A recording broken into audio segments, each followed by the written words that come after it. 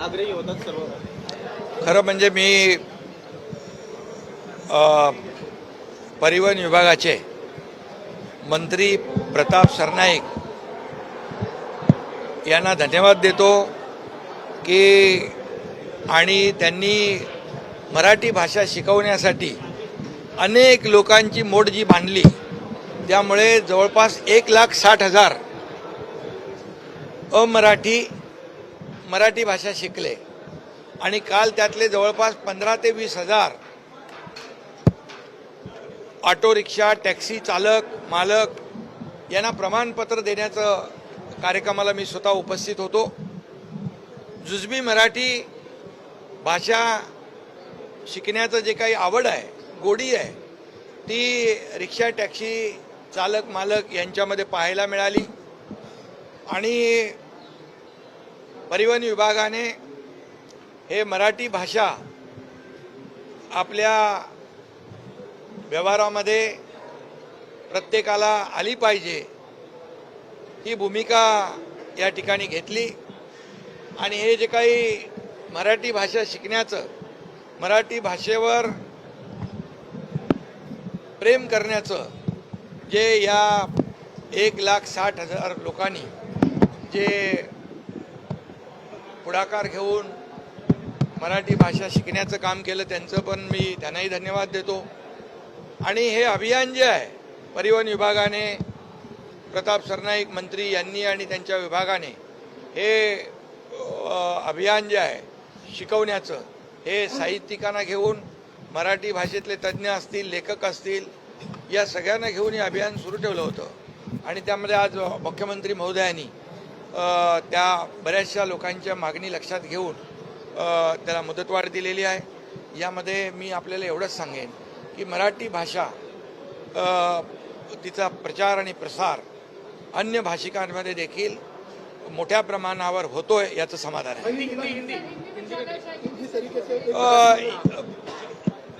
कल ही मुंबई में कांदिवली में लगभग 20,000 लोगों को मराठी जिन्होंने सीखा है उनको प्रमाण पत्र देने का कार्यक्रम था। मैं वहाँ पर मौजूद था और परिवहन विभाग के मंत्री प्रताप सरनाईक और उनके परिवहन विभाग ने जो मराठी भाषा सिखाने के लिए कई लोगों को इकट्ठा किया था, उसमें लेखक भी थे, साहित्यिक भी थे, मराठी भाषा के जो जानकार है वो भी थे और सभी ने लोगों ने मिलकर 1,60,000 जो नॉन मराठी है उनको मराठी सिखाने की भूमिका ली है। और मुझे कल खुशी हुई कि मैं उनको मराठी में भाषण दिया और उन्होंने सब मराठी में ही जवाब दिया और इसलिए ये मराठी भाषा का प्रचार और प्रसार जो है रोजाना की जो हमारी जो बोली भाषा है उसमें उनको भी आना चाहिए और उन्होंने ये भाषा सीखनी चाहिए। ये जो भूमिका परिवहन विभाग ने ली उसे बहुत बड़ा रिस्पांस मिल रहा है।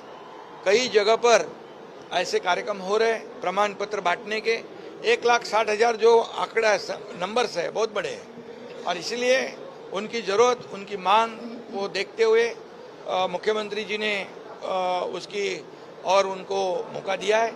ये हमारी मराठी भाषा के लिए प्रचार और प्रसार के लिए महाराष्ट्र में बहुत ही सभी के लिए खुशी की बात है।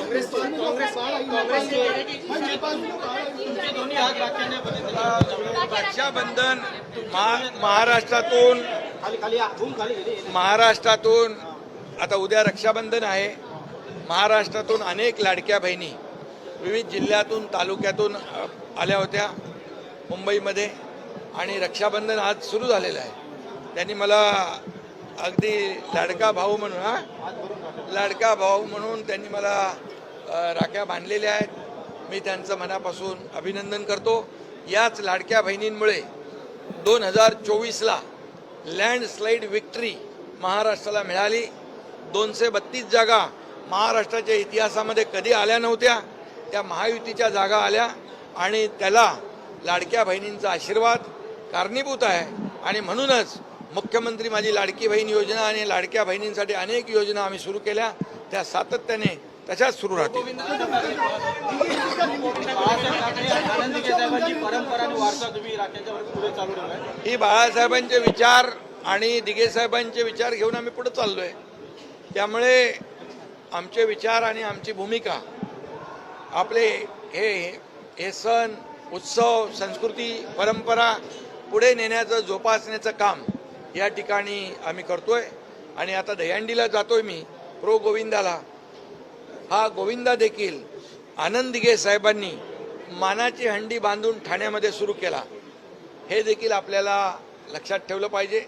आणि म्हणून प्रो गोविंदाला खरं म्हणजे गोविंदाला हा जो मातीतला खेळ आहे, हा जमिनीवरचा खेळ आहे, हा मॅटवर आला, मॅटवरून तो आता स्पेनला गेला, हा या ठिकाणी पुढे भविष्यामध्ये ऑलिम्पिकमध्ये देखील जाईल.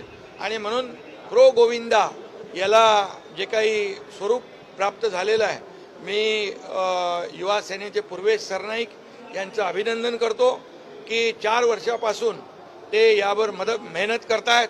मी मुख्यमंत्री असताना पहिला गोविंदा उत्सव आला आणि सगळे निर्बंध होते, हे निर्बंध सगळे दूर केले आणि गोविंदा मोठ्या उत्साहामध्ये जल्लोषामध्ये साजरा झाला.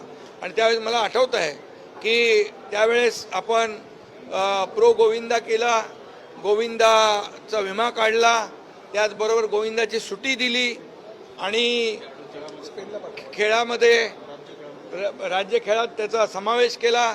त्याचबरोबर आपल्या गोविंदांना स्पेनला देखील पाठवलं. त्यामुळे हा गोविंदा जो आहे एक सांघिक भावनेने एक टीमवर्क आहे. याच्यामध्ये टीमवर्क म्हणून हे गोविंदा आता 10 थर पण लावू लागलेत. तुमच्याकडे 10 थर लावले ना? जय जवान गोविंदाने ठाण्यामध्ये प्रताप सरनाईकांच्या हंडीवर 10 थर लावले. आता ठाण्यातल्या गोविंदाने 9 थर लावलेत. त्यामुळे आता हे जे काय हे स्पिरिट जे आहे, हे स्पिरिट जे आहे खेळाडूंमध्ये वाढत चाललेलं आहे. आणि युवा जी शक्ती आहे, यूथ, त्यांना अशा प्रकारचा प्रो गोविंदाच्या माध्यमातून आपण त्यांना एक प्लॅटफॉर्म उपलब्ध करून देतोय. मातीतला खेळ मॅटवर आलाय, मॅटचा खेळ स्पेनपर्यंत पोहोचतोय. आता हा आमचा प्रयत्न आहे की हा खेळ ऑलिम्पिकमध्ये गेला पाहिजे, कॉमनवेल्थमध्ये गेला पाहिजे.